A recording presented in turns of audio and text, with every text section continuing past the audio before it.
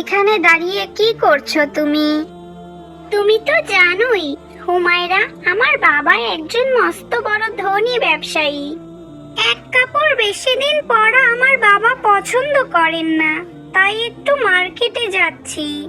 তা তুমি কোথায় যাচ্ছ হুমায়রা?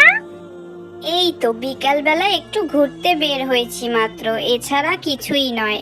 আর আমার বাবা আমাকে কিছু টাকা দিয়েছে, যদি আমার খেতে কিছু মনে চায় তাহলে খেতে বলেছে। বাচ্চারা, আমাকে কিছু খেতে দেবে তোমরা? আমি 3 দিন না খেয়ে আছি, আমাকে একটু কিছু খেতে দাও, তোমাদের জন্য অনেক দোয়া করব। আরে না না, যাও যাও তো, এসব তোমাদের ধান্দা আমি বুঝি না। বুঝেছো হুমায়রা, এখন এগুলা এদের ব্যবসা হয়ে গিয়েছে। হতে পারে সে সত্যিই খুবই ক্ষুধার্ত। তুমি এক্ষুনি আল্লাহর কাছে ক্ষমা চাও, কারণ তাদের ব্যবসা হোক যাই হোক না কেন, আমাদের তা দেখার বিষয় না। আল্লাহ বলেছেন যদি কেউ বিপদে পড়ে তোমরা তাকে সাহায্য করো।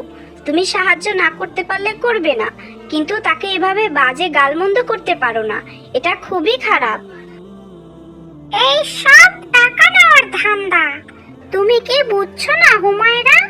আর তোমার যদি দিতে মন চায় তুমিই দাও, আমি এগুলো দেব না বাবা, আমার টাকার দাম আছে।